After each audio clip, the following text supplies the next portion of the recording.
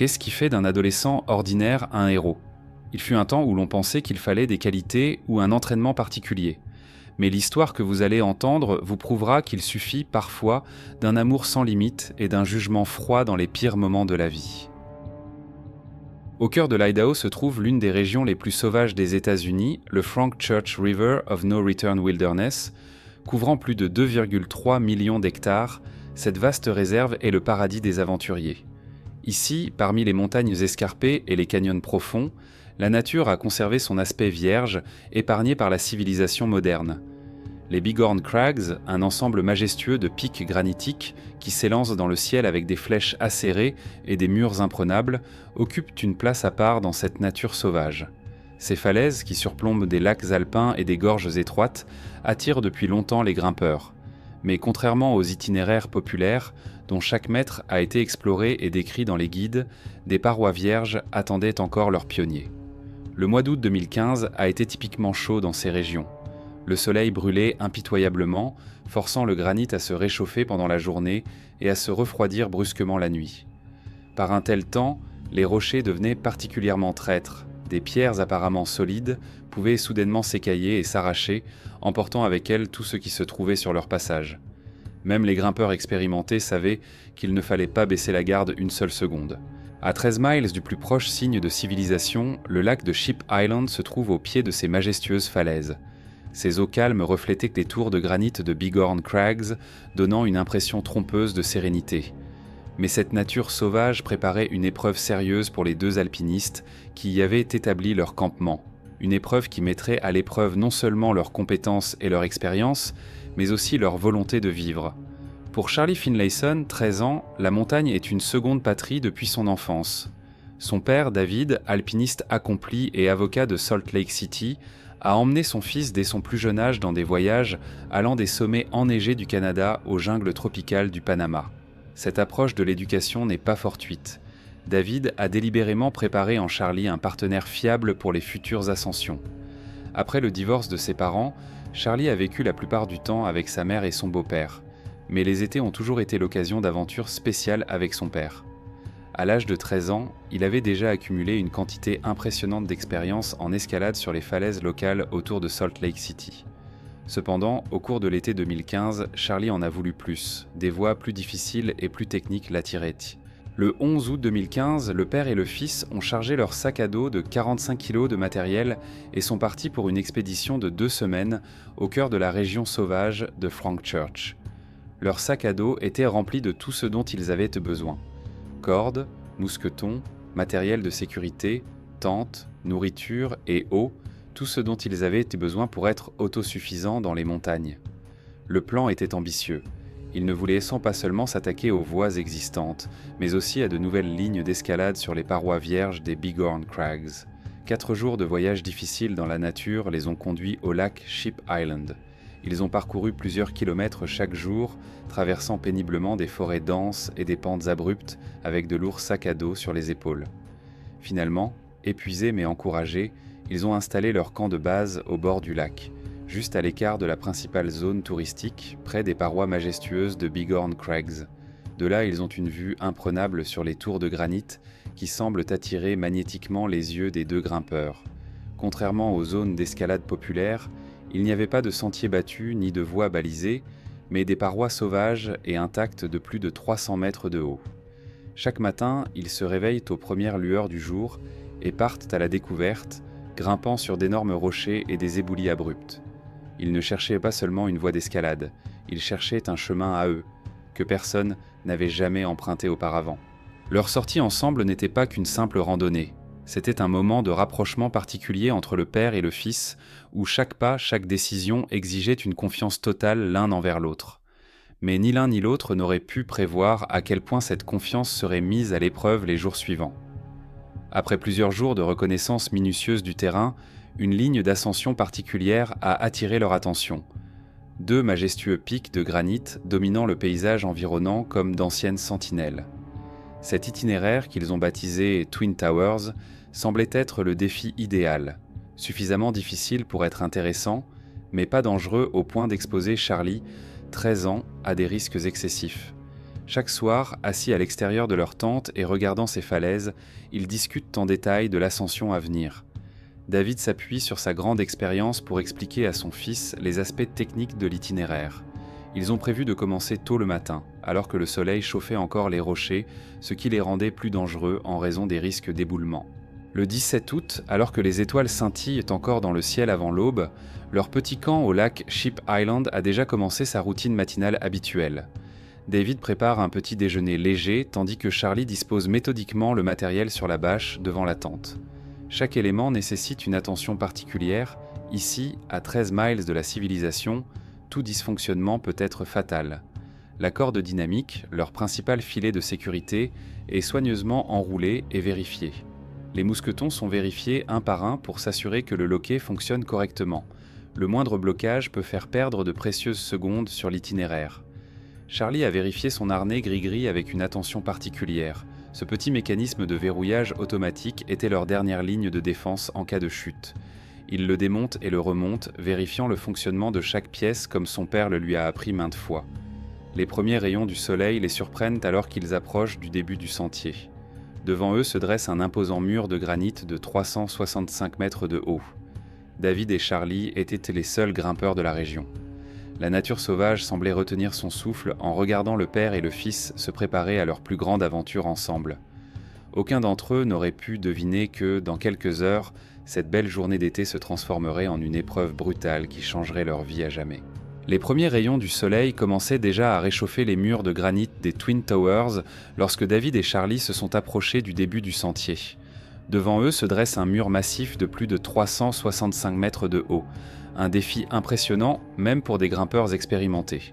David vérifie une dernière fois les nœuds de son harnais et de celui de son fils, tout en sachant que Charlie est capable de le faire lui-même. Cette habitude paternelle de tout revérifier personnellement a fait naître un léger sourire sur le visage du garçon.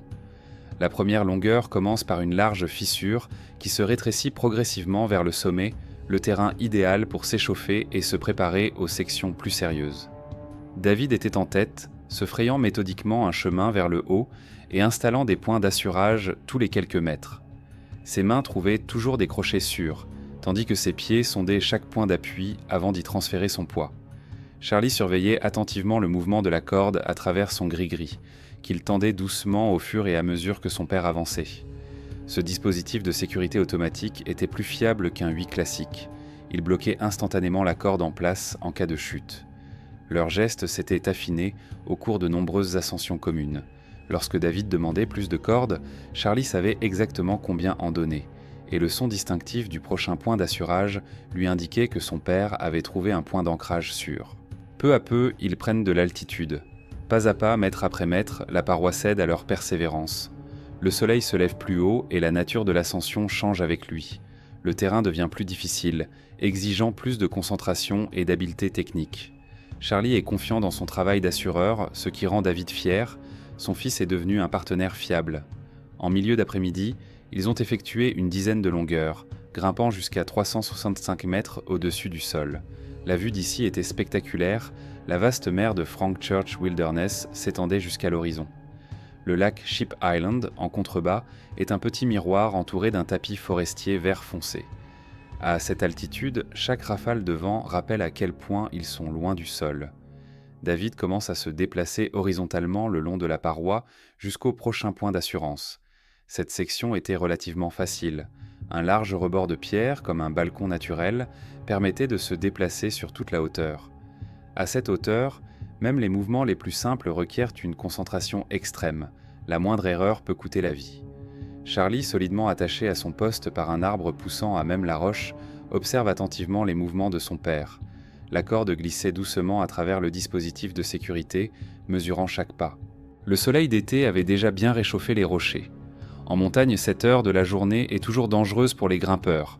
Les rochers chauffés deviennent moins stables et l'air sec augmente les effets de dilatation dans les micro-fissures. Mais pour l'expérimenter David, ces conditions sont familières. Il avançait méthodiquement vers le point suivant lorsque l'écho des rochers a soudain émis un son qui aurait glacé le sang de n'importe quel grimpeur. À ce moment-là, David avance lentement le long d'une large corniche. Il se trouvait à une quinzaine de mètres de Charlie lorsque, dans le silence de la montagne, il a entendu le son que tout alpiniste redoute le plus, le craquement assourdissant d'un rocher qui se brise quelque part au-dessus de lui. David lève la tête à temps pour voir un énorme bloc de granit se détacher de la paroi principale juste au-dessus de lui. Un bloc de roche de la taille d'une petite voiture s'est brisé vers le bas. « Roche !» David cria en essayant de s'écarter, mais le bloc heurta la partie du mur sur laquelle il se tenait. Charlie, qui surveillait son père depuis une position sûre près de l'arbre, a regardé avec horreur la chute du rocher qui a fait tomber son père du mur. David n'est pas seulement tombé, l'énorme morceau de roche l'a littéralement balayé de la corniche, le traînant le long du mur. Le dispositif de sécurité automatique de Grigri s'est déclenché instantanément, bloquant la corde. Comprenant que la violente secousse de la chute allait suivre, Charlie a serré le dispositif contre lui, se préparant au pire. Tout s'est passé en quelques secondes. Alors que le nuage de poussière de pierre commence à se dissiper, David reste immobile à 15 mètres sous Charlie.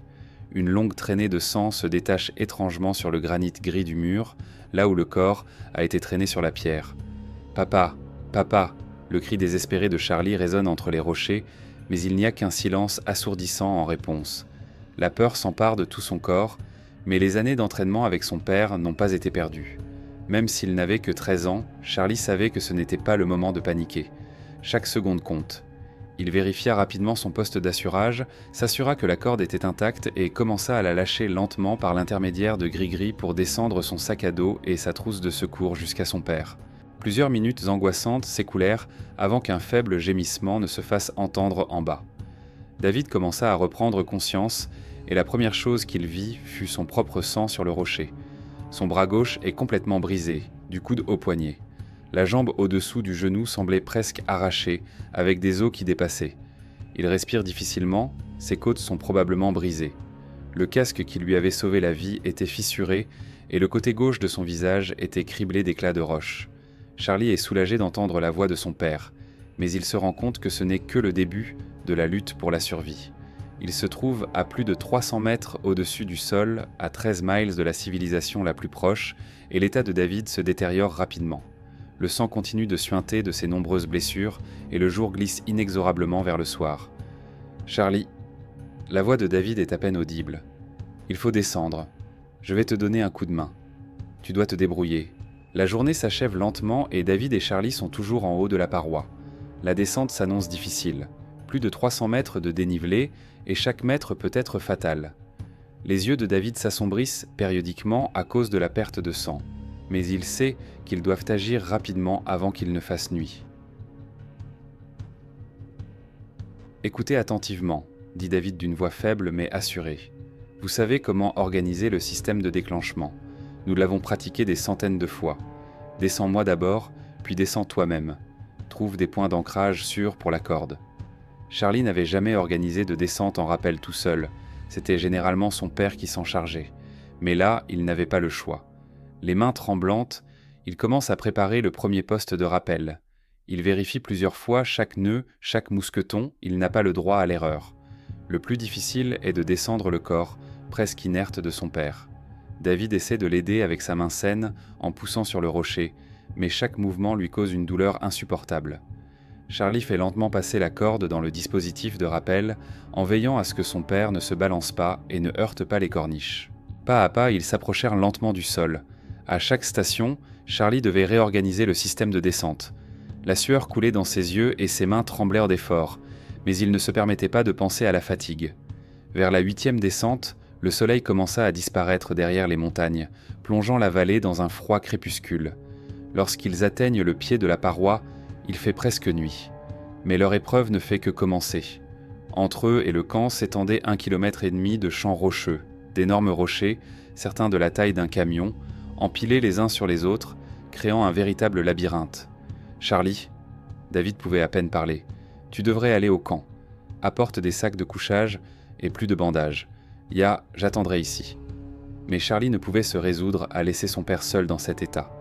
Le bras cassé de David nécessitait des soins. Les arêtes vives des os brisés risquaient d'endommager les artères. Avec le plus grand soin, Charlie applique un bandage serré du coude au poignet, essayant d'apporter un peu de stabilité aux membres blessés. Après une brève discussion, ils décidèrent de passer la nuit ici même, au pied du mur. Dans l'obscurité totale, parmi les pierres froides, Charlie installe son père dans une position aussi confortable que possible. Malgré leurs efforts, David saignait encore, frissonnait, les premiers signes d'une hypothermie imminente.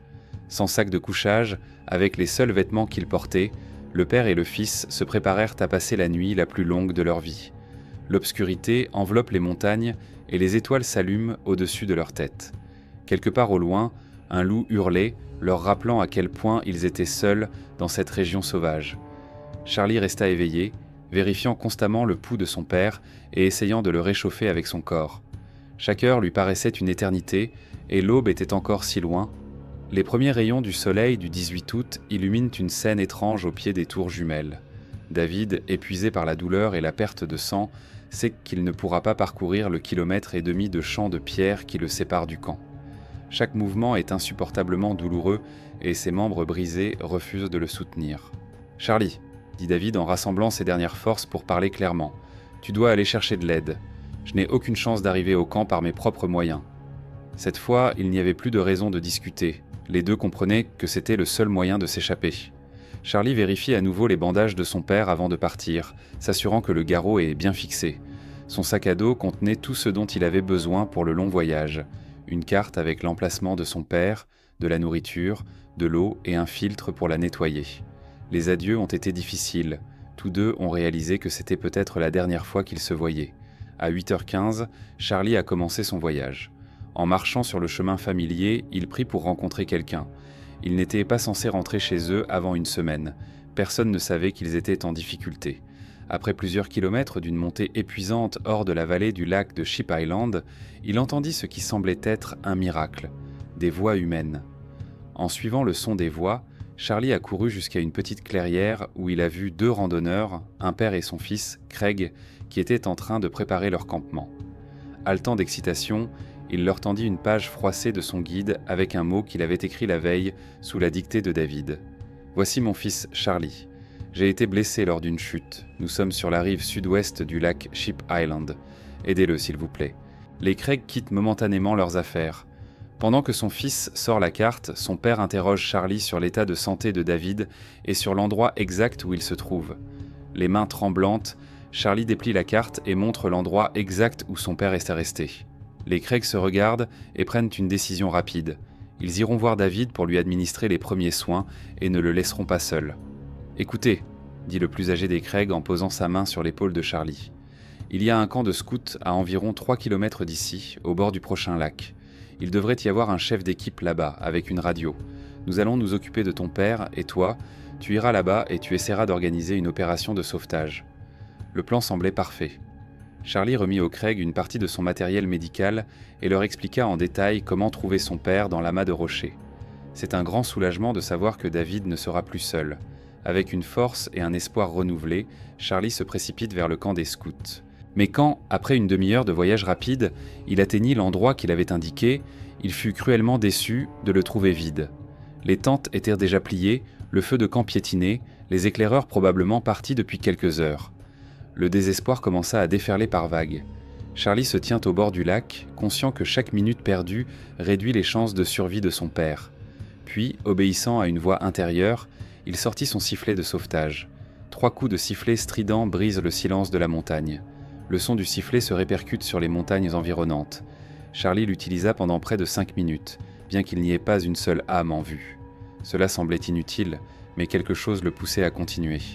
Soudain, un homme sortit de la forêt en courant, un randonneur qui campait avec sa famille au bord d'un lac caché. Après avoir entendu l'histoire de Charlie, l'homme, qui s'est avéré être un marathonien expérimenté, a pris une décision immédiate. Il courra jusqu'au poste de garde forestier, à 8 miles sur le sentier de montagne, pour organiser une opération de sauvetage.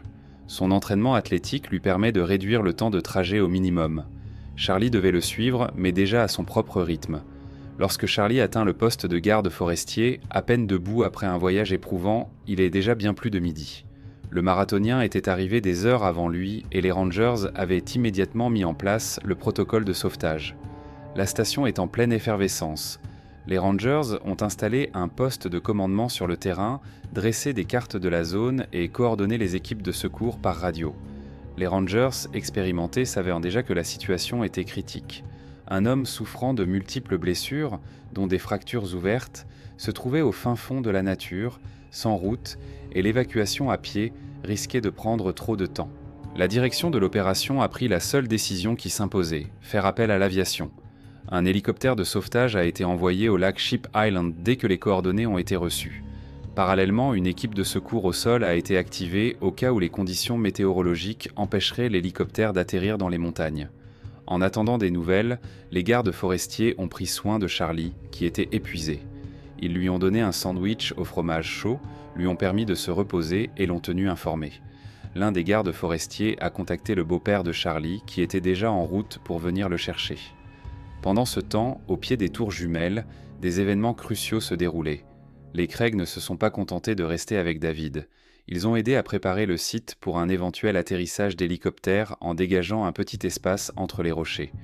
Malgré son état critique et sa perte de sang constante, David est resté conscient, en grande partie grâce au soutien constant et aux conversations avec ses sauveteurs inattendus. Lorsque le grondement croissant des hélices se fait enfin entendre dans le ciel, tout le monde lève la tête. L'hélicoptère de sauvetage a effectué plusieurs cercles au-dessus de la Seine, évaluant la possibilité d'atterrir sur le terrain montagneux difficile. Le professionnalisme du pilote a permis d'effectuer cette manœuvre difficile. L'appareil s'est posé avec précaution sur une minuscule parcelle de chaos rocheux. Un groupe de sauveteurs munis de brancards et de matériel médical a sauté de l'hélicoptère. Ils examinent rapidement les blessures de David, stabilisent son état avec des garrots et des bandages supplémentaires et lui administrent des analgésiques. Chaque mouvement pendant le transport pouvant aggraver ses blessures, ils ont dû agir avec une extrême prudence. La gravité des blessures de David a nécessité un traitement échelonné. Il a d'abord été transporté à l'hôpital Salmon, où il a été stabilisé d'urgence et où l'hémorragie a été stoppée. Cependant, les médecins locaux se sont rapidement rendus compte que les blessures étaient si graves qu'elles nécessitaient des soins spécialisés. Le patient a été transporté à Boise, où l'on a procédé à un traitement chirurgical primaire des plaies et à une fixation temporaire des fractures. Mais c'est au centre médical IMC de Salt Lake City que le véritable combat pour la guérison a commencé. C'est là que David a été intégré à un programme innovant de reconstruction des lésions complexes des membres. Le principal problème concernait sa jambe gauche. Un impact de rocher avait pratiquement détruit les tissus mous de son tibia, laissant une fracture ouverte avec une perte importante de la masse musculaire. Les médecins de l'IMC ont proposé une approche révolutionnaire. Au lieu de la transplantation traditionnelle des propres tissus du patient, ils ont utilisé des tissus bovins spécialement traités, associés à des cellules souches. Cette construction issue de la bio-ingénierie a servi de cadre à la formation de nouveaux vaisseaux sanguins et de fibres musculaires. Une armature métallique externe, connue sous le nom d'appareil d'Ilizarov, a fixé les os dans la bonne position pendant que la régénération des tissus se produisait. Ce dispositif, semblable à un échafaudage externe, se compose d'anneaux métalliques reliés par des tiges qui traversent l'os. Cette conception a permis aux médecins de contrôler avec précision la position des fragments osseux et d'ajuster progressivement leur position au fur et à mesure de la guérison. Dans le même temps, des travaux étaient en cours pour reconstruire le bras gauche qui avait été brisé du coude à la main. Des plaques et des vis en titane ont été utilisées pour réparer les multiples fractures et reconstruire les ligaments et les tendons endommagés. En l'espace de 6 mois, David a subi environ 10 à 12 opérations. Chacune d'entre elles visait à résoudre un problème particulier. Restauration du tissu osseux, reconstruction musculaire, rétablissement de l'irrigation sanguine. Entre les opérations, des cours intensifs de physiothérapie ont été organisés pour prévenir l'atrophie musculaire et maintenir la mobilité des articulations. L'histoire du sauvetage de David Finlayson par son fils de 13 ans a rapidement fait la une des journaux nationaux. Les journalistes ont essayé d'interviewer Charlie, le qualifiant de héros, mais il a répondu modestement que n'importe qui aurait fait la même chose à sa place. Ses parents, eux, étaient d'un autre avis. Ils savaient que tous les adolescents ne pouvaient pas agir avec autant de concentration et de détermination dans une situation critique. Cette expérience a marqué un tournant dans la relation père-fils. Avant l'accident, Charlie avait souvent eu l'impression d'être partagé entre deux vies, la vie ordinaire avec sa mère et son beau-père, et la vie aventureuse avec son père. Mais aujourd'hui, quelque chose a changé. Au cours de ces heures terrifiantes dans les tours jumelles, ils se sont vus sous un jour nouveau, non seulement comme un père et un fils, mais aussi comme deux personnes prêtes à se battre pour la vie de l'autre jusqu'à la fin. Contrairement aux attentes des autres, cette expérience n'a pas découragé Charlie de faire de la montagne. Au contraire, il s'est senti plus confiant. Il savait désormais avec certitude que, dans une situation critique, il pouvait penser clairement et agir de manière décisive.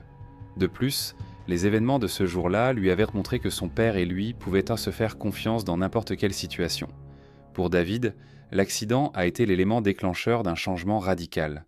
Abandonnant sa carrière d'avocat, il a choisi la vie dont il avait toujours rêvé, libre, remplie de voyages et de nouvelles expériences. Après avoir vendu son chalet dans les montagnes, il a commencé à voyager à travers le pays sans être attaché à un endroit. La guitare et la méditation sont devenues ses nouvelles compagnes, tandis que l'escalade est restée une partie intégrante de sa vie. Aujourd'hui, des années plus tard, Charlie est étudiant à l'université Brigham Young, mais son père et lui trouvent toujours le temps de grimper ensemble. Ce qui les lie, c'est plus que l'amour de la montagne. Une expérience commune qui leur a appris à apprécier chaque instant de la vie et à se faire confiance de manière inconditionnelle.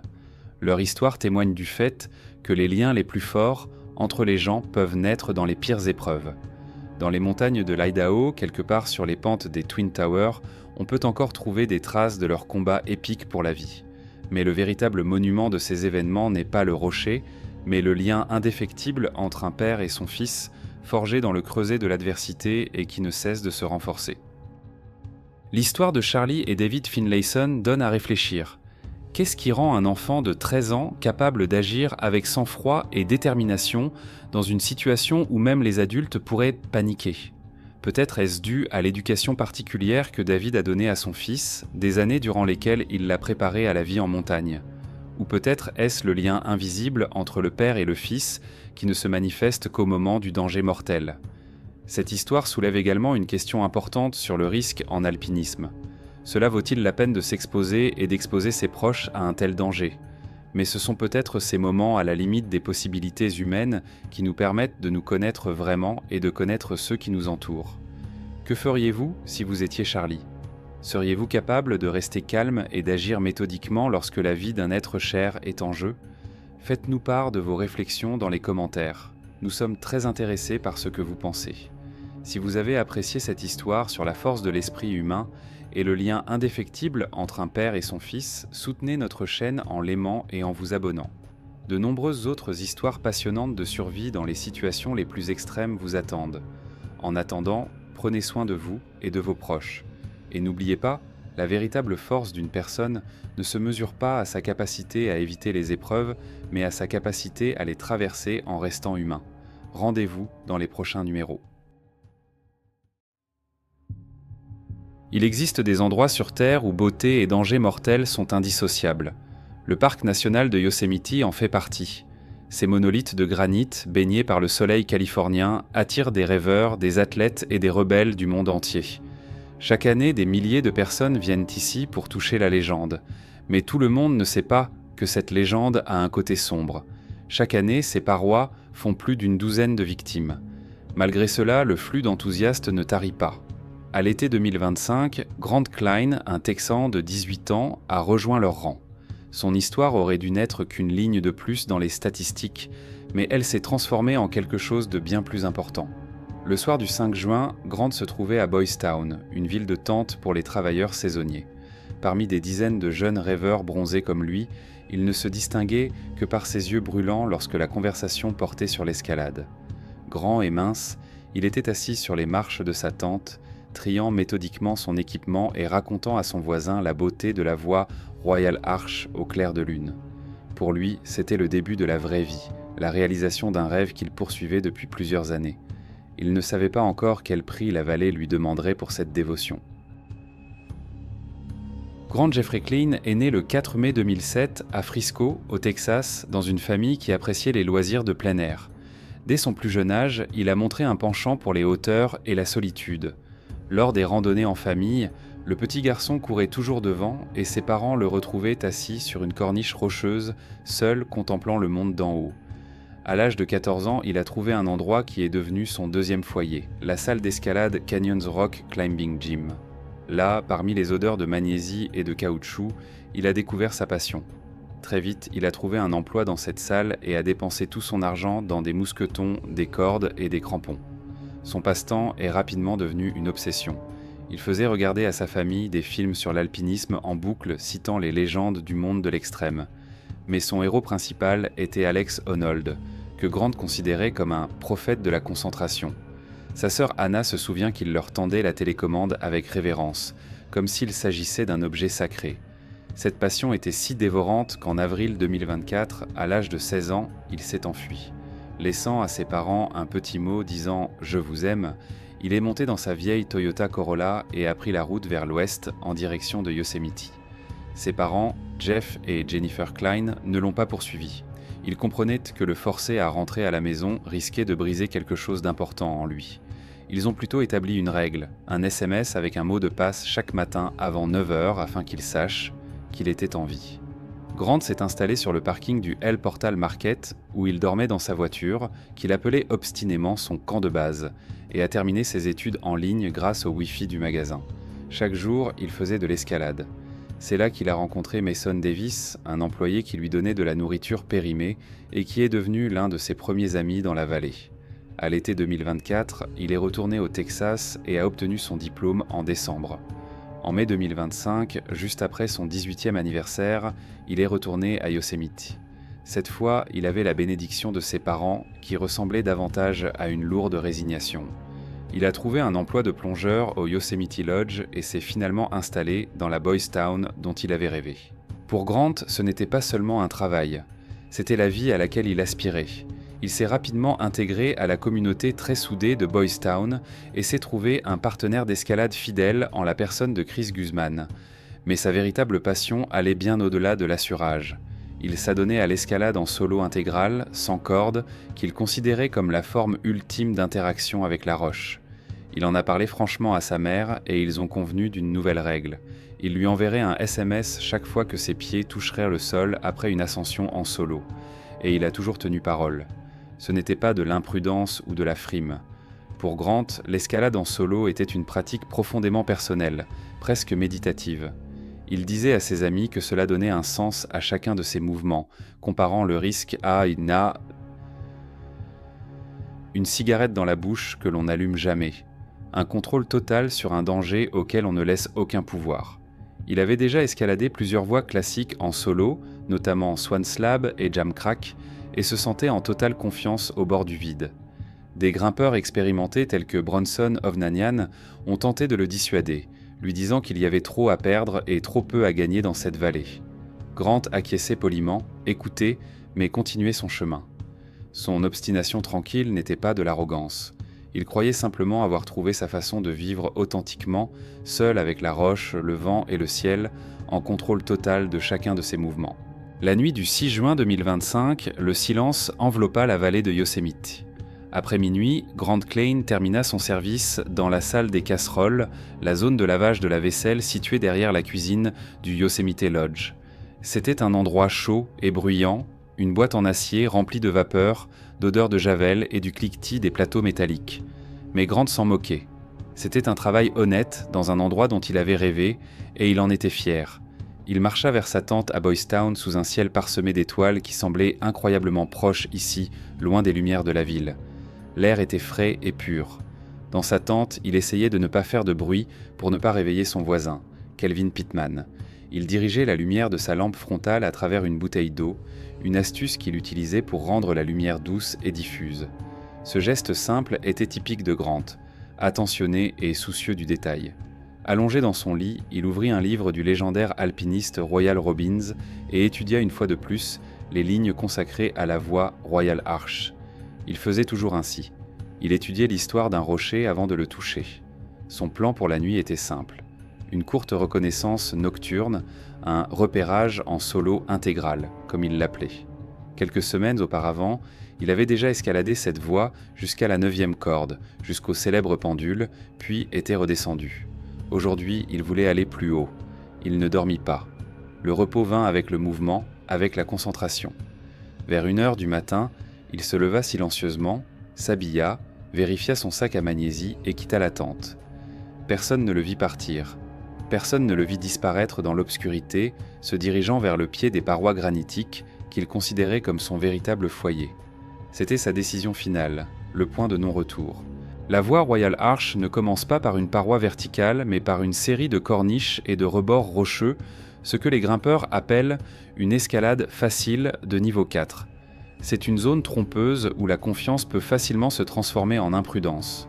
Grant portait des chaussures d'approche plutôt que des chaussures d'escalade adhérentes, confirmant son intention de ne faire que repérer l'approche. Dans l'obscurité, éclairées par une lampe torche, les dalles de granit recouvertes de lichen glissant perdent toute leur fiabilité. Ce qui s'est exactement passé pendant ces quelques secondes restera à jamais un mystère. La conclusion professionnelle des sauveteurs du Yozar, basée sur la position du corps et les traces, était impitoyable et sans équivoque. Selon toute vraisemblance, Grant s'est légèrement écarté de la voie dans l'obscurité et s'est retrouvé à l'est du sentier principal. Une erreur de navigation est possible. Une perte de concentration momentanée est envisageable. Un pied se pose sur un rocher humide recouvert de mousse.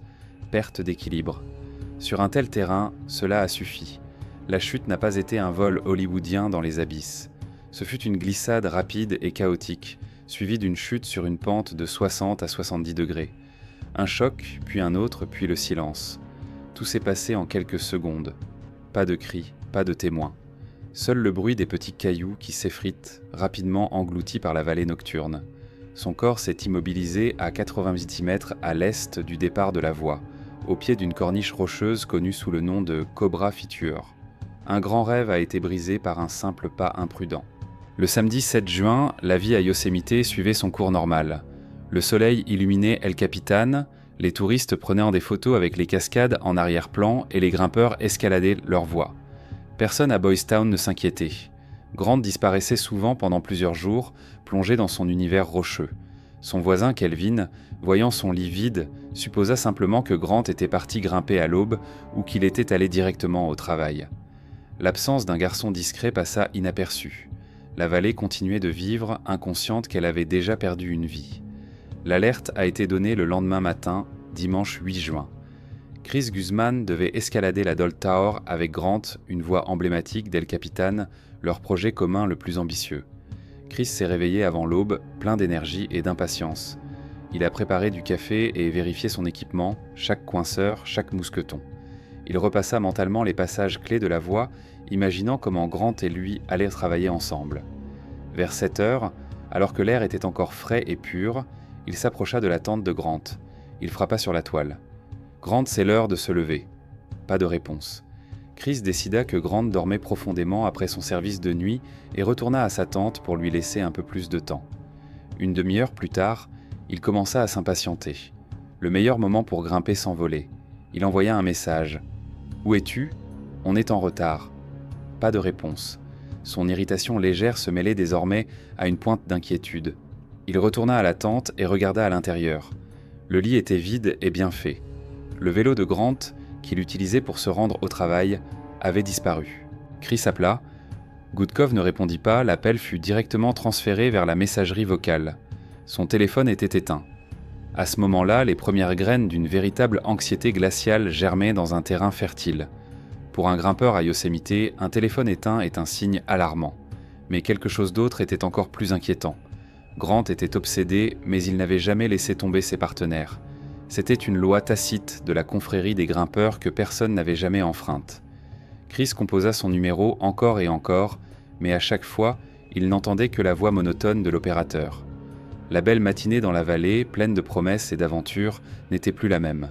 L'air était rempli du silence lourd et assourdissant qui règne lorsque l'on attend une réponse, et à chaque seconde, on craint de plus en plus de ne pas l'obtenir.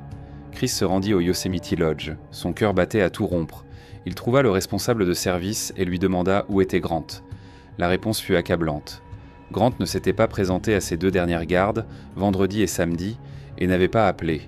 Pour un homme qui tirait une telle fierté de son travail, c'était inconcevable. À ce moment-là, l'angoisse de Chris se transforma en une peur glaciale.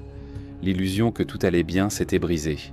Il se précipita vers Boys Town, trouva Kelvin et les autres garçons. Les pièces du puzzle se mettaient en place, formant une image terrible.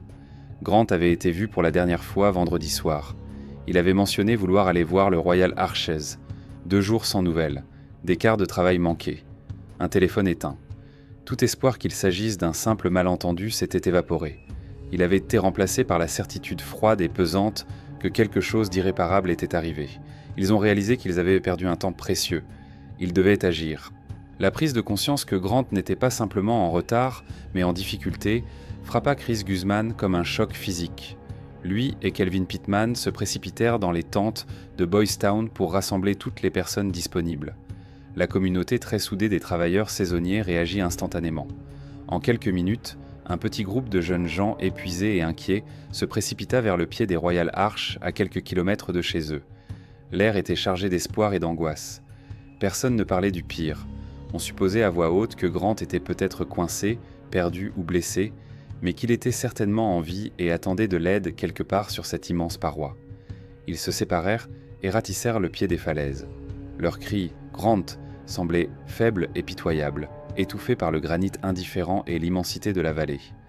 Chris fixait la paroi grise, essayant de distinguer le moindre signe, une tache claire sur un vêtement, un reflet métallique.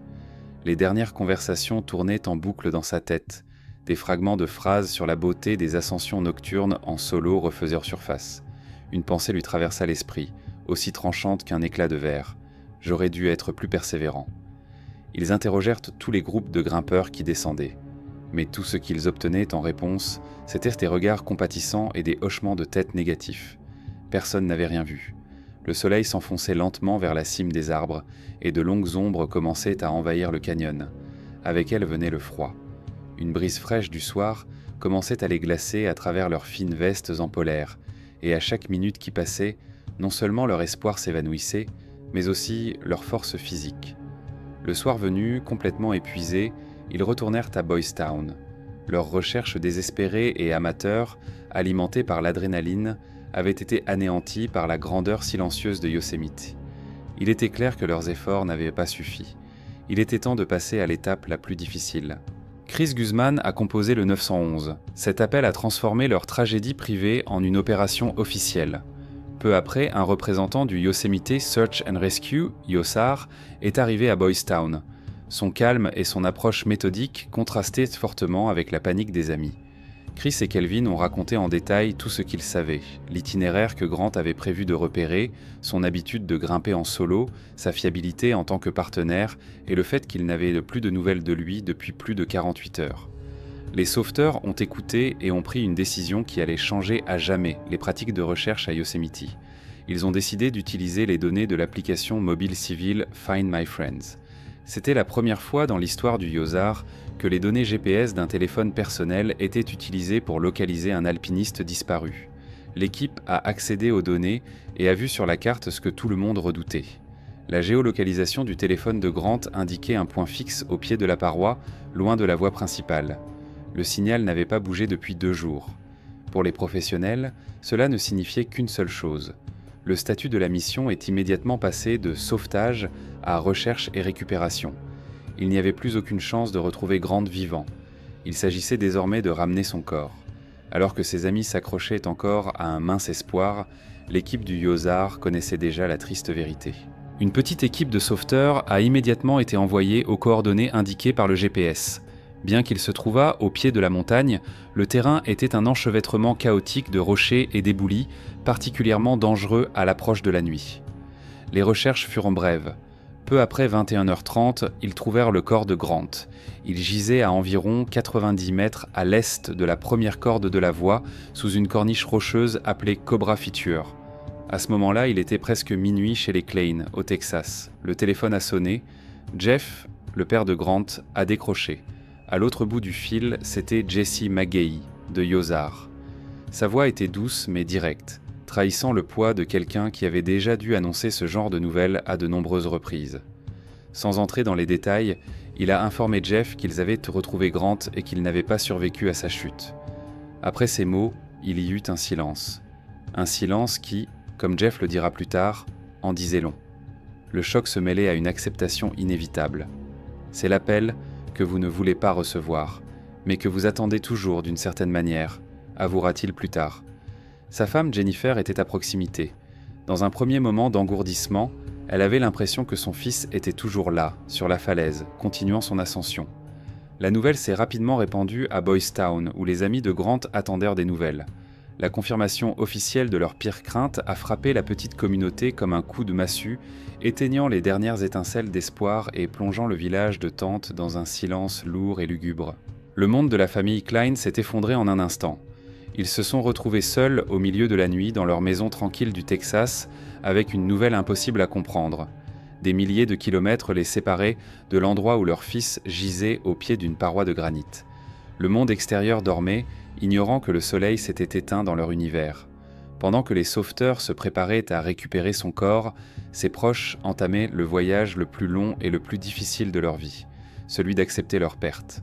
Cette nuit-là, la sœur aînée de Grant, Sydney, a ouvert son journal intime et a écrit quelques mots pour tenter de comprendre et d'accepter le choix de son frère. Je pense que c'est la beauté de la nature humaine quand la passion devient si profonde que la logique et la raison s'effacent et que la peur ne peut plus toucher le corps ni l'esprit. Ceux qui tombent ne sont pas des imbéciles. Ils sont forts, ils sont courageux, ils connaissent les risques mieux que quiconque. Mais la roche, la hauteur et la gravité sont simples. Elles vous emportent de la même manière, sans drame, sans pitié, sans même un bruit. Ce n'était pas seulement une entrée dans un journal intime, c'était le premier chapitre de l'histoire de l'héritage de Grant, écrite par sa famille qui cherchait à trouver dans sa mort autre chose qu'une tragédie insensée, un témoignage d'une vie vécue à la limite de la passion. Quelques semaines après la tragédie, la famille Klein, Jeff, Jennifer et la sœur de Grant, Sydney, s'est rendue pour la première fois à Yosemite. Leur but n'était pas simplement de récupérer les affaires de leur fils, ils voulaient lui dire adieu et essayer de comprendre son univers. Ils avaient le besoin de voir ce qu'il avait vu, de ressentir pourquoi cet endroit avait tant captivé son âme. Ils ont été accueillis dans la vallée par les amis de Grant, dont Chris Guzman. Cette rencontre a réuni deux mondes en deuil, une famille qui avait perdu un fils et une fraternité qui avait perdu un ami. Chris et les autres garçons sont devenus leurs guides. Ils ont montré aux Klein le camp 4 où Grant écoutait des histoires sur des ascensions légendaires. Ils les ont conduits à Swan Slab où il avait perfectionné ses talents d'escalade en solo intégral. Puis ils se sont tous retrouvés au pied des Royal Arch. La famille se tenait là, sous les parois de granit silencieuses qui s'élevaient vers le ciel, et regardait la voie qui était devenue la dernière de Grant. À ce moment-là, comme Jennifer l'a raconté plus tard, tout a pris sens. Le vent qui soufflait dans les pins, l'odeur âcre des aiguilles de pin, la majesté grandiose des rochers. C'était sauvage, magnifique, et nous avons compris pourquoi il était resté, a-t-elle déclaré. Ils ont senti sa présence à cet endroit. La vallée n'était plus un lieu de tragédie pour eux. Elle est devenue un endroit où une partie de l'âme de leur fils serait toujours présente. L'histoire de Grant a résonné bien au-delà de Yosemite, devenant un hymne discret à la passion que les grimpeurs du monde entier pouvaient comprendre. Une campagne GoFundMe, organisée par Lillian Tritt, une amie de la famille, a permis de récolter près de 19 000 $. La famille était non seulement touchée, mais aussi bouleversée.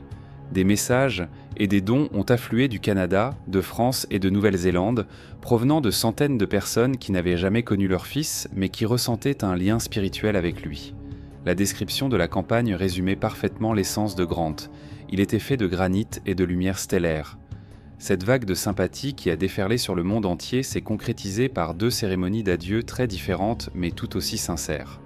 Conformément aux souhaits de leur fils, qui a toujours apprécié les sauveteurs, les Klein ont fait don de plus de 3 000 $ des fonds collectés au fonds Yozar. Les premiers adieux ont eu lieu le 26 juin à la salle d'escalade Canyon au Texas. C'était un adieu à un grimpeur. L'atmosphère était empreinte d'un esprit de fraternité, douce amère, animée et très personnelle. Sur l'un des hauts murs de la salle, où Grant avait découvert pour la première fois le monde vertical, ses chaussures d'escalade usées étaient suspendues en rang. Des amis ont laissé des mousquetons et des morceaux de corde sur le mémorial improvisé, des symboles qui n'avaient pas besoin de mots. Ils ont partagé des anecdotes au micro ouvert.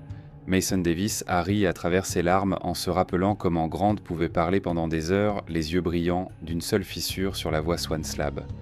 D'autres ont déclaré que Grant aurait voulu que nous escaladions le mur juste après. C'était un adieu qu'il aurait compris et approuvé. Le deuxième adieu a eu lieu le 16 août dans une église locale et était complètement différent. Ici, les gens ont fait leurs adieux à un fils, un frère et un petit-fils.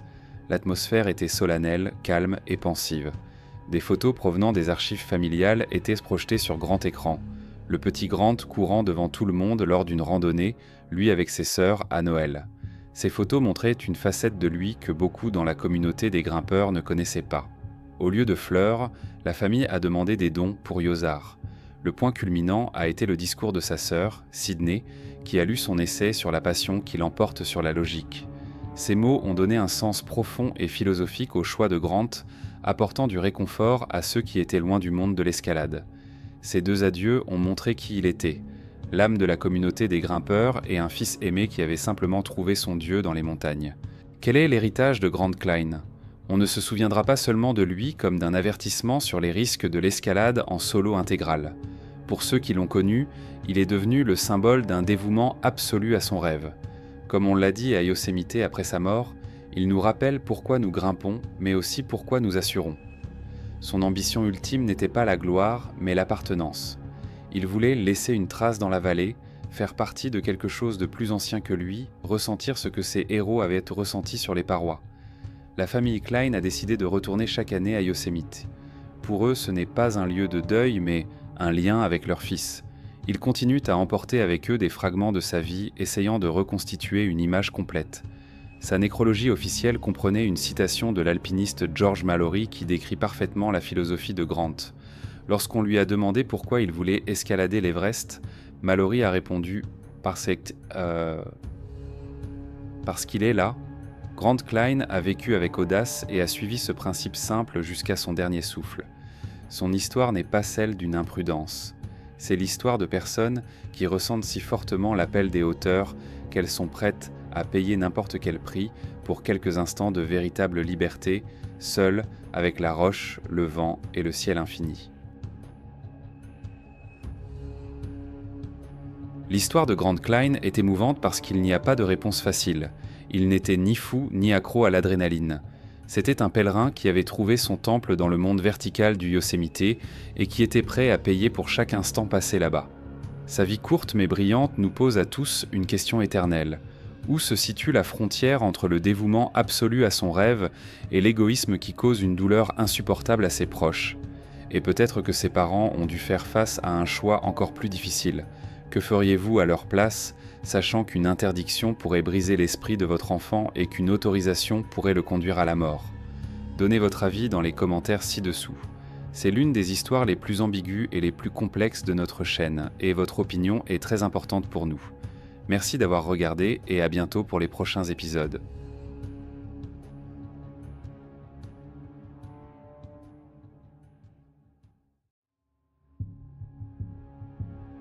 Dans le monde des sports extrêmes, on dit que plus on va haut, plus la chute est douloureuse.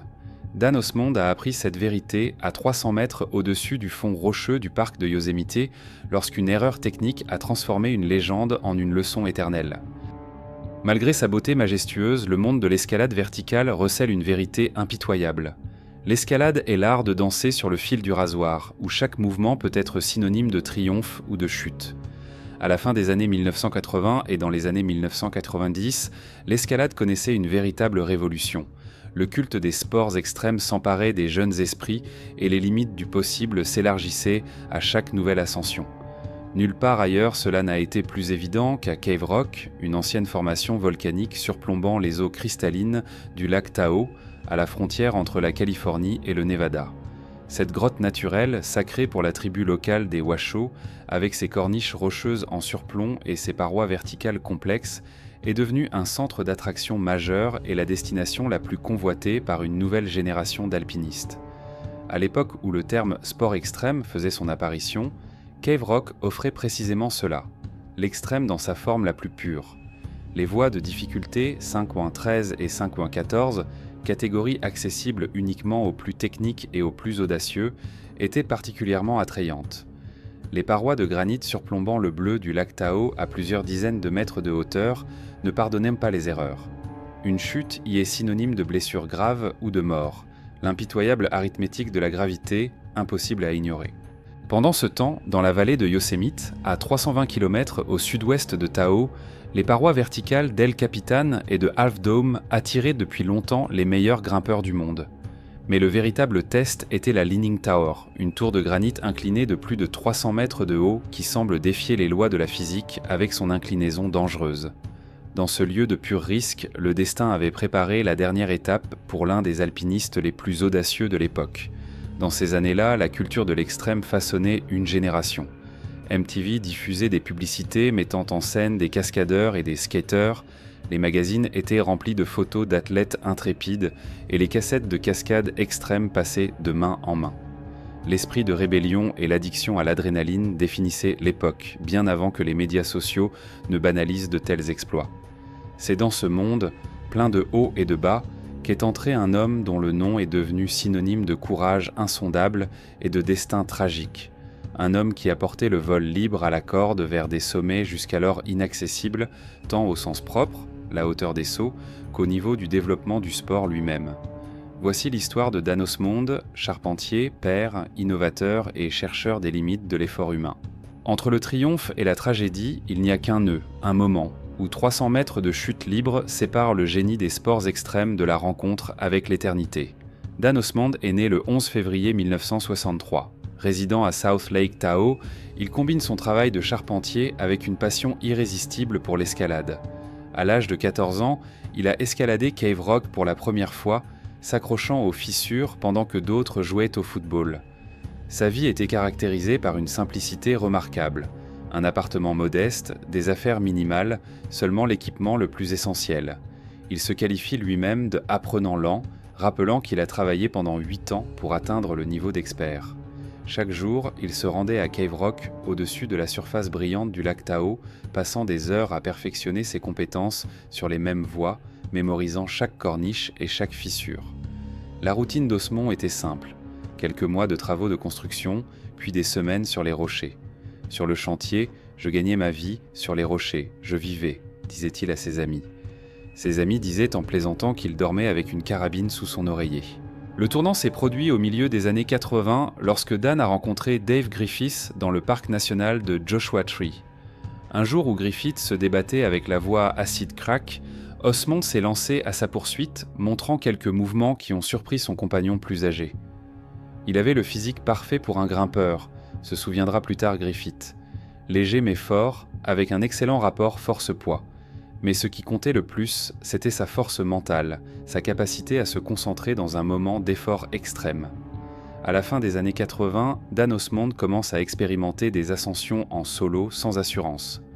La voie Atlantis dans le parc national de Sequoia est devenue l'un de ses solos phares, une voie techniquement difficile où la moindre erreur pouvait signifier la mort. Osmond a cependant sa propre vision de la peur et du risque. Le solo n'est qu'un jeu. Un jeu sérieux, mais un jeu. Le prix d'une erreur est votre vie, alors vous feriez mieux de savoir exactement ce que vous faites, a-t-il dit à un ami, des mots qui sont devenus le manifeste de sa philosophie de vie. Derrière le caractère réservé et la modestie d'Osmond se cachait une profondeur et une complexité. Peu compétitif et cherchant rarement à s'exprimer en public, il était centré sur un défi intérieur, non pas pour battre les autres, mais pour dépasser ses propres limites. Cette qualité a donné à sa figure une signification particulière dans une communauté où l'ego était souvent plus important que la véritable réussite. Au début des années 1990, Dan Osmond était passé du statut d'alpiniste inconnu à celui de légende locale, un homme qui ne se contentait pas de conquérir les rochers, mais comprenait leur langage, leur écriture secrète, gravée par des millions d'années d'érosion et de changements géologiques. En 1959, lors d'une nouvelle voie sur Cave Rock qu'il nommera plus tard Phantom Lord, Dan Osmond a vécu une expérience qui a changé sa perception de l'extrême. Alors qu'il travaillait sur une corniche en surplomb, il tomba à plusieurs reprises, se laissant tomber à l'aide d'une corde à une hauteur considérable. Ces chutes, les whippers comme les appellent les grimpeurs, sont d'abord effrayantes, mais une chose étonnante se produit bientôt, la peur est remplacée par l'exaltation. À un moment donné, je me suis rendu compte que la chute était pour moi un plus grand défi que l'escalade elle-même, a-t-il admis plus tard dans une interview accordée à Rock on Ice. Ainsi, après s'être confronté à sa propre peur de tomber et avoir appris à la maîtriser, Osmond a soudain découvert un nouveau domaine de l'escalade extrême, le monde de la chute libre contrôlée. En 1991, Dan expérimente déjà ce que l'on appellera plus tard le rope free flying, c'est-à-dire le saut à l'aide d'une corde avec un étirement minimal, ce qui permet une chute libre beaucoup plus longue qu'avec le saut à l'élastique. Son système était radicalement différent du saut à l'élastique. Au lieu d'une corde élastique, il utilisait une corde dynamique en nylon d'un diamètre de 10-11 mm qui arrêtait la chute brusquement, mais pas très loin du sol. L'histoire aurait pu se dérouler différemment s'il n'y avait pas eu une rencontre fortuite à Cave Rock durant l'été 1991. Eric Perlman et Mike Hatchett, réalisateurs d'un documentaire sur l'escalade, remarquent une personne seule en train d'escalader une voie de difficulté 5.14, une cotation réservée à l'élite des grimpeurs de classe mondiale. Perlman l'a immédiatement senti. La caméra aime cet homme. L'un des aspects que tout le monde connaît, mais que l'on exprime rarement, c'est que Dan était un brillant interprète. La caméra l'aimait pour sa ligne et la fluidité de ses mouvements, se souviendra plus tard Perlman. Osmond devient donc la star de son premier film, Masters of Stone, qui filme non seulement ses escalades, mais aussi ses premières expériences en matière de saut. Le film lui a apporté une notoriété bien au-delà de sa communauté locale, et bientôt MTV diffusait déjà des publicités mettant en scène ses chutes, touchant ainsi un public de plusieurs millions de personnes. Au fur et à mesure que sa renommée grandit, l'ampleur de ses sauts augmente. D'une hauteur initiale de 300 pieds, Osmond passe à 600, puis à 800, en installant des systèmes de plus en plus complexes. Sa réflexion d'ingénieur se traduit par des configurations inventives de cordes, de poulies et de points d'ancrage que les grimpeurs expérimentés qualifient d'œuvres d'art. Contrairement aux sauteurs à l'élastique qui utilisent des plateformes commerciales, Osmond installe ses systèmes dans les endroits les plus inaccessibles, sur les falaises, les ponts et les arches des canyons de l'Utah. Ce faisant, il a délibérément évité les systèmes d'assurage en double, se contentant d'une seule corde et de ses propres calculs, une approche qui lui a valu à la fois admiration et critique. Le passage de l'escalade au vol libre sur corde n'était pas seulement un changement de discipline pour Osmond, c'était aussi une extension logique de son voyage intérieur, une recherche constante de nouvelles facettes des sports extrêmes. J'ai vraiment peur. Je fais cela pour apprendre à surmonter la peur, à nager dedans et à la dépasser. Ces mots révèlent la véritable motivation d'un homme pour qui le risque n'est pas seulement une poussée d'adrénaline, mais une expérience profonde de découverte de soi. Derrière les sauts vertigineux et la célébrité grandissante se cachait une autre facette de la vie de Dan Osmond. À la fin des années 80, il se marie, mais son union est de courte durée. Son obsession pour le rock et ses projets de plus en plus risqués ont ruiné le mariage. De cette brève union est cependant née la chose la plus précieuse de sa vie, sa fille Emma. Au début des années 90, alors que Dan s'était déjà séparé de sa femme, la petite Emma vivait avec sa mère. Il voyait sa fille lorsqu'il revenait à Tahoe entre deux voyages, mais les rencontres étaient sporadiques, l'emploi du temps d'un alpiniste itinérant se combinant rarement avec la vie mesurée d'un enfant. En mourant, je laisserai tomber tout le monde, ma famille, mes amis. Emma s'en sortira, elle ira bien, mais je la priverai de son père, confie Osmond à ses proches. On pouvait entendre l'anxiété dans sa voix, mais aussi le fatalisme, comme s'il avait déjà accepté l'inévitabilité du choix entre la passion et le devoir. « Lorsque je saute, je me sens plus vivant que jamais », a-t-il déclaré lors d'une interview. Mais quand je rentre chez moi et que je vois Emma, je réalise que je dois vivre pour voir sa remise de diplôme, pour voir son mariage. En 1998, alors que le nom de Dan Osmond est devenu légendaire et que ses sauts atteignent des sommets sans précédent, un conflit interne atteint un point critique. Le paradoxe de sa vie est que sa recherche de la liberté par la chute ne fait que le maintenir plus fermement ancré au sol, à sa fille, à ses responsabilités, à l'idée que son obsession a un prix exorbitant. Et le pendule de sa vie a continué à osciller entre sécurité et risque, entre paternité et passion pour le vol, l'emportant toujours plus loin vers de nouveaux sommets où l'air devenait de plus en plus mince et la marge de sécurité de plus en plus réduite. La célébrité croissante a un prix. Au milieu des années 1990, après la sortie de plusieurs films de Masters of Stone le mettant en scène, le nom de Dan Osmond suscite des réactions opposées dans la communauté des sports extrêmes. Pour certains, il était une icône, un alpiniste repoussant les limites du possible. Pour d'autres, un showman téméraire faisant passer le spectacle avant la sécurité.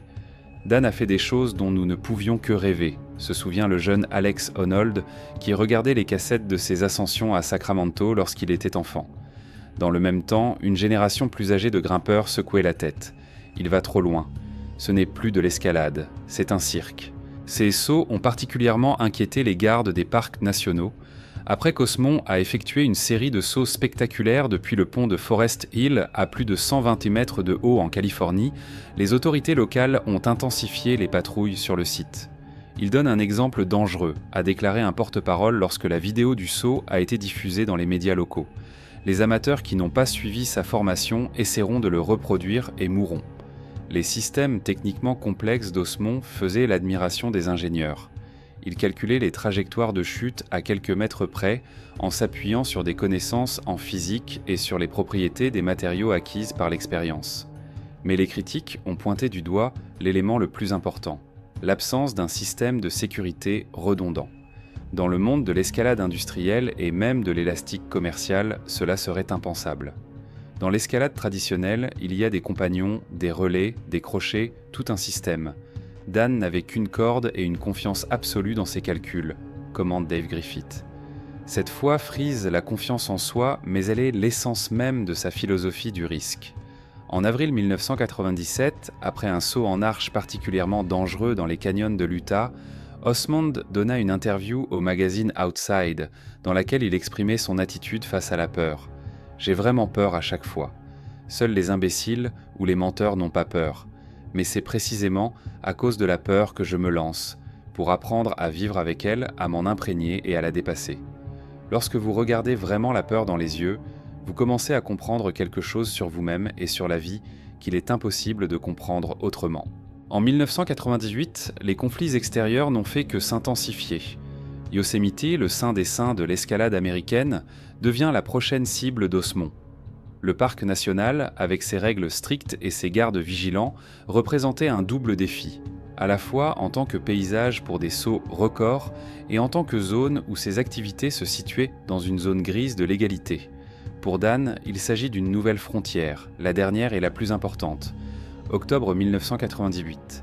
La vallée de Yosemite, protégée par des murs de granit et des pins millénaires, est particulièrement impressionnante dans la lumière de l'automne.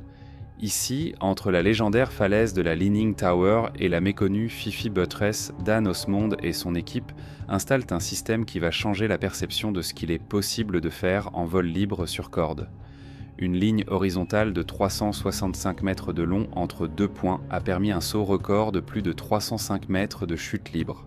L'installation a duré des semaines. Chaque élément du système, des points d'attache aux nœuds, a été testé plusieurs fois. Dan a travaillé avec une grande précision, sachant que les moindres millimètres peuvent faire la différence à cette échelle. Parmi ses partenaires de saut temporaire se trouvait Dean Potter, une étoile montante de l'escalade qui établirait plus tard des records de vitesse sur El Capitan.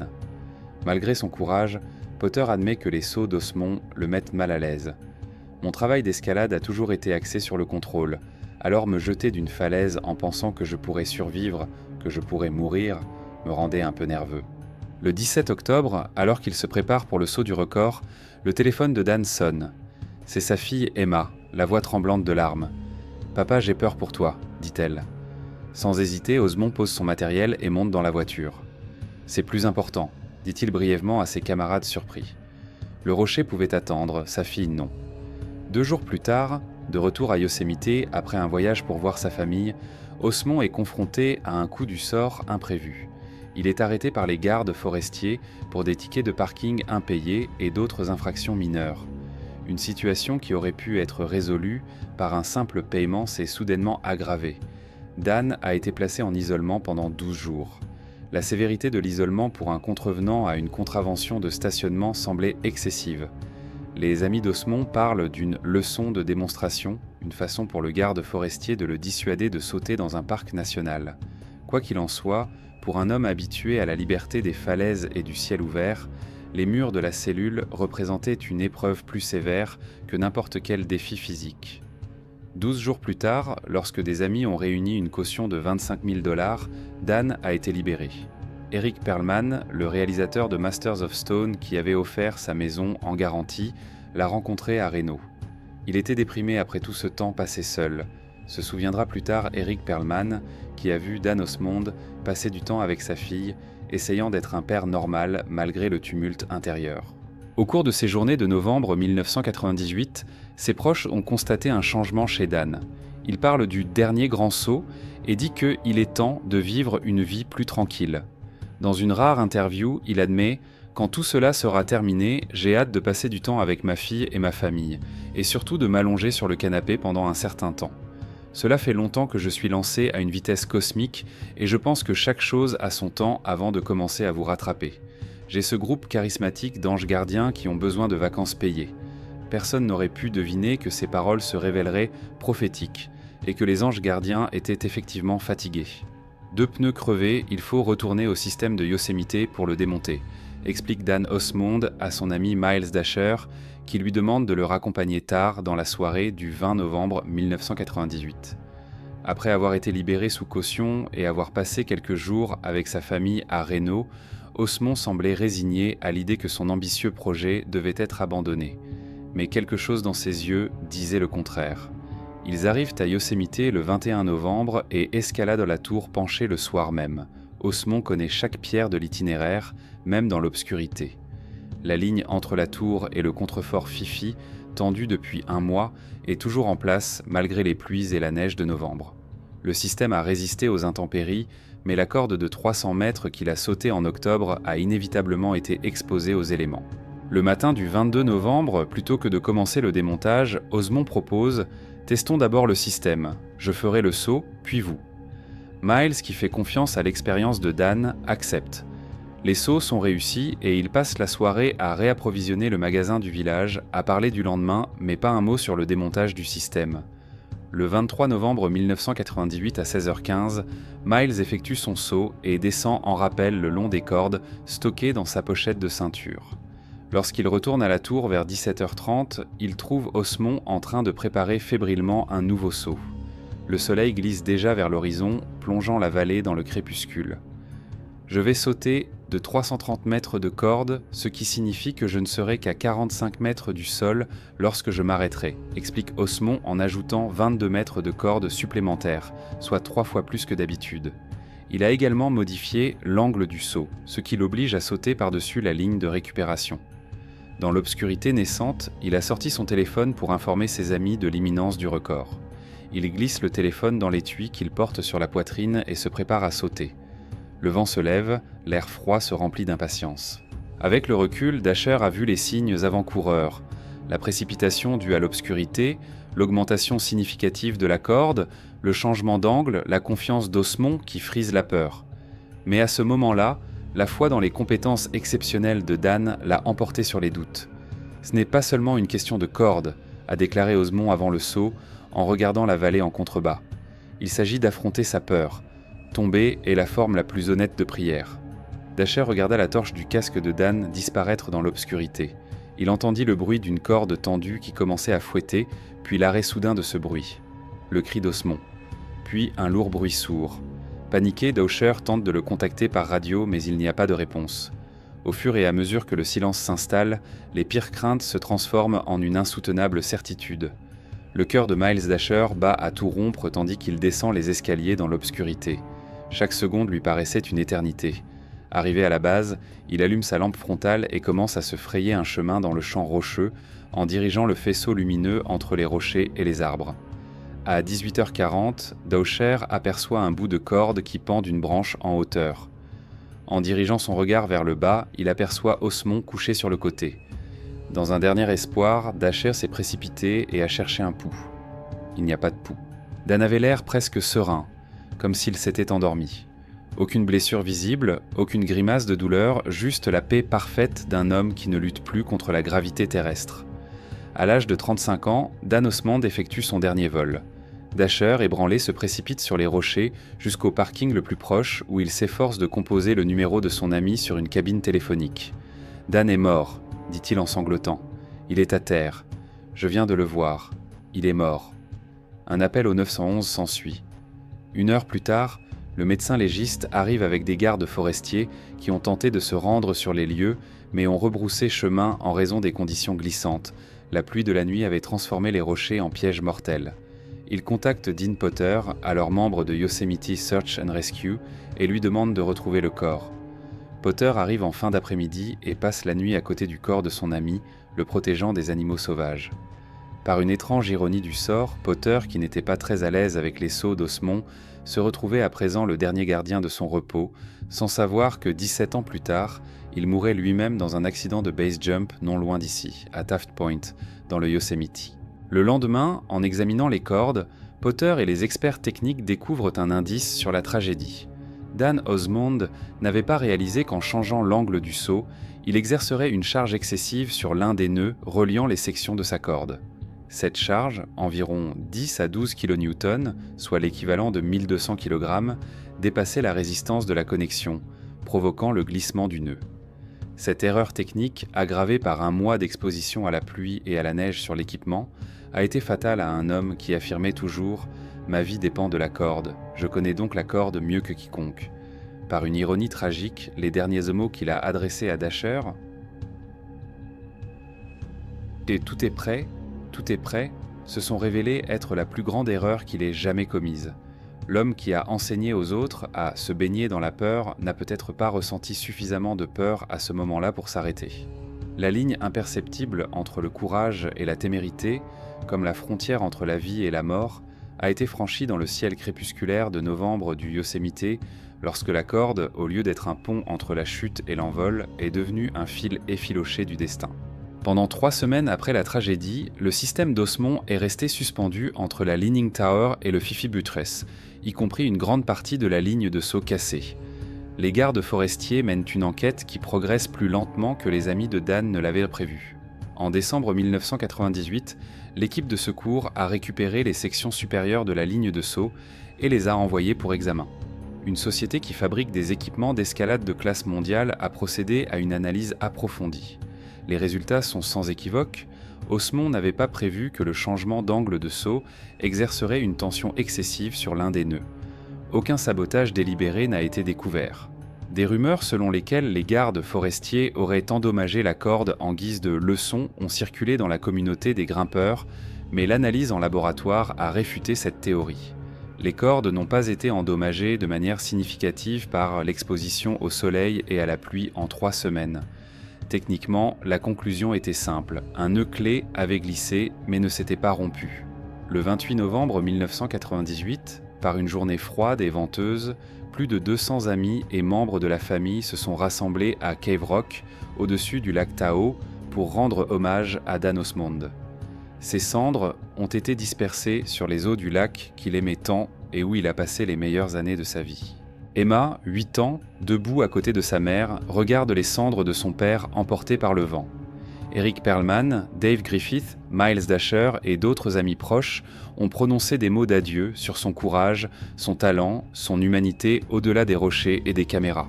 Le même jour, les amis d'Osmond ont annoncé la création d'un fonds commémoratif pour Emma. Reconnaissant que son père, malgré sa célébrité grandissante, avait vécu modestement et n'avait pas laissé d'économies importantes, la communauté a décidé d'assurer son avenir. Les fonds ont été affectés à l'éducation d'une jeune fille qui avait grandi en écoutant les histoires d'un père qui pouvait voler. Dean Potter, qui a gardé le corps d'Osmond la nuit suivant la tragédie, a déclaré plus tard « Dan a vécu sa vie comme il l'entendait, pleinement, intensément, en acceptant le risque comme faisant partie du voyage.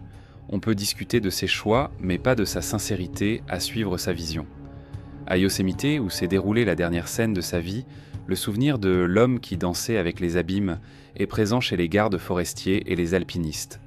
Le parc qu'il a arrêté est devenu le lieu de sa légende, une contradiction qu'Osmond apprécierait probablement. La mort de Dan Osmond a divisé le monde des sports extrêmes. Les critiques l'ont accusé d'imprudence et d'irresponsabilité à l'égard de sa fille. Ceux qui l'ont connu personnellement ont vu un homme courageux qui affrontait consciemment ses peurs. Ce n'était pas un fou qui risquait sa vie pour l'adrénaline, a déclaré Eric Perlman dans le magazine Outside. C'était un explorateur, un artiste qui travaillait avec la peur et la gravité. Ce qui, pour d'autres, semblait téméraire, était pour lui un processus profondément conscient. En 2007, l'US Forest Service a définitivement fermé Cave Rock à l'escalade.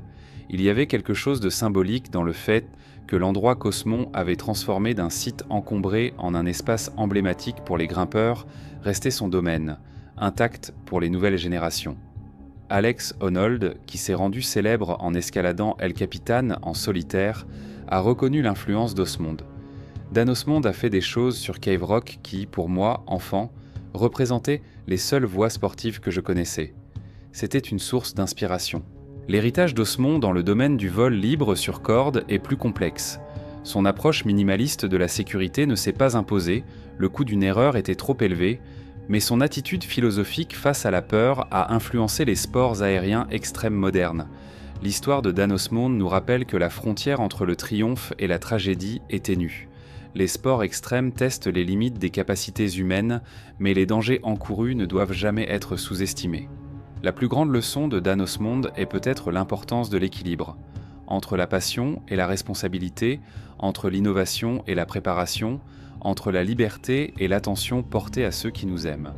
Comme il l'a lui-même déclaré dans sa dernière interview, « Lorsque tout cela sera terminé, j'aurai vraiment hâte de passer du temps avec ma fille et ma famille. » Pour ceux qui se tournent vers les mondes verticaux à la recherche d'eux-mêmes, son histoire est à la fois une source d'inspiration et un avertissement, aussi beau et impitoyable que les murs de granit de Yosemite à l'aube.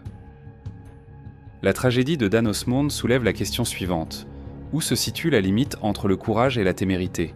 Préféreriez-vous vivre une vie courte mais colorée, remplie de moments extrêmes, ou une vie plus longue mais plus mesurée ? Osmond était-il égoïste de risquer sa vie alors qu'il avait une fille en pleine croissance, ou sa volonté de surmonter la peur pouvait-elle être considérée comme une forme particulière de bravoure ? Et si vous aviez su que le dernier saut serait fatal, l'auriez-vous prévenu ? Ou bien certaines leçons de l'humanité doivent-elles être apprises de cette manière, à travers la perte et la tragédie ? Si vous avez aimé cette histoire, n'oubliez pas de l'aimer et de vous abonner à la chaîne. Merci d'avoir regardé et rendez-vous dans les prochains épisodes.